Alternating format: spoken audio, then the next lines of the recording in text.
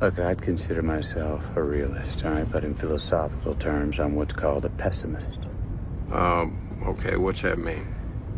Means I'm bad at parties. I think human consciousness was a tragic misstep in evolution. We became too self-aware. Nature created an aspect of nature separate from itself. We are creatures that should not exist by natural law. Well, that sounds god-fucking awful, Russ. We are things that labor under the illusion of having a self. This accretion of sensory experience and feeling. Programmed with total assurance that we are each somebody. When in fact, everybody's nobody. I think the honorable thing for our species to do is deny our programming. Stop reproducing. Walk hand in hand into extinction. One last midnight, brothers and sisters opting out of a raw deal. So, what's the point of getting out of bed in the morning? I tell myself I bear witness. The real answer is that it's obviously my programming. And I lack the constitution for suicide. I get a bad taste in my mouth out here. Aluminum. Ash. See, we all got what I call a life trap. This gene-deep certainty that things will be different. That you'll move to another city and meet the people that'll be the friends for the rest of your life. That you'll fall in love and be fulfilled. Fucking fulfillment. And closure. Where the fuck those two fucking empty jars to hold this shitstorm. Like nothing's ever fulfilled. Until the very end. And closure. No. Nothing is ever over.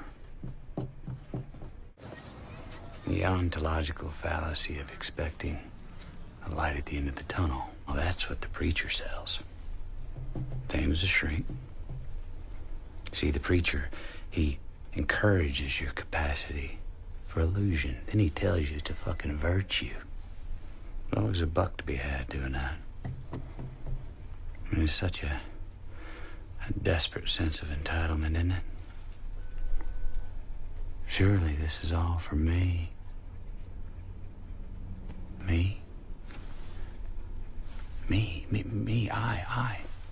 I'm so fucking important. I'm so fucking important, right? Fuck you, people. I've seen the finale of thousands of lives, man. Young, old. Each one is so sure of their realness. You know that their sensory experience constituted a unique individual with purpose, meaning. So certain that they were more than a biological puppet. Truth wheels out and everybody sees. Once the strings are cut off, all down. Each still body so certain that they were more than the sum of their urges. All the useless spinning, tired mind, collisions of desire and ignorance.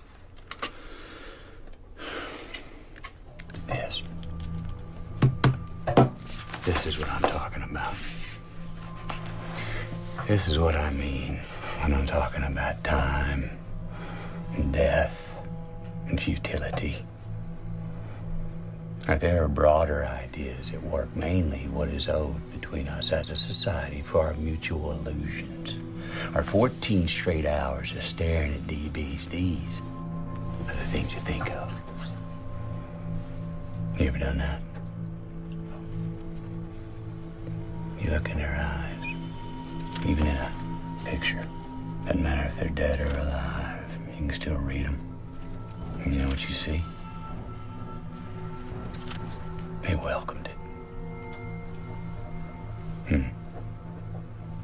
Not at first, but right there in the last instant. It's an unmistakable relief. See, because they were afraid. And now they saw for the very first time how easy it was to just let go. And they saw in that last nanosecond, they saw what they were. That you, yourself, this whole big drama, it was never anything but a jerry-rig of presumption and dumb will.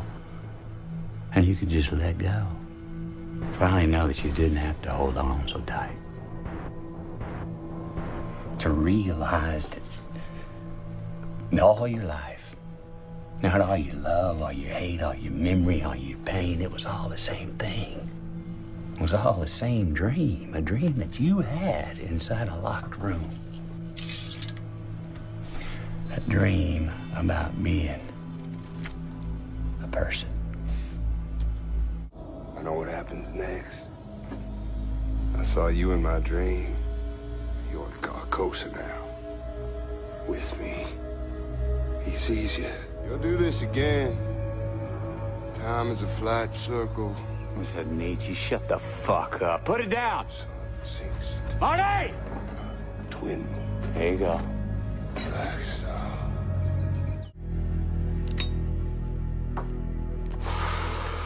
Why should I live in history, huh? Look, I don't want to know anything anymore. This is a world where nothing is solved. When someone once told me time is a flat circle. Everything we've ever done or will do, we're gonna do over and over and over again. And that little boy and that little girl, they're gonna be in that room again. And again. And again. Forever. In this universe, we process time linearly, forward. But outside of our space-time, from what would be a fourth dimensional perspective, time wouldn't exist. And from that vantage, could we attain it? We see our space-time would look flattened, like a single sculpture with matter and a superposition of every place it ever occupied. Or sentience just cycling through our lives like carts on a track.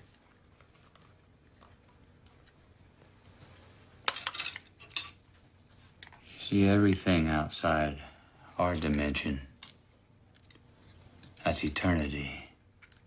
Eternity looking down on us. Now, to us, it's a sphere. But to them, it's a circle.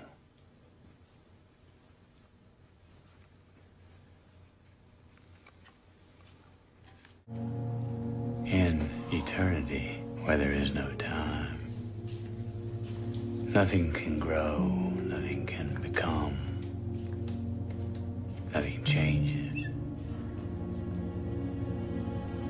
So death created time to grow the things that it would kill.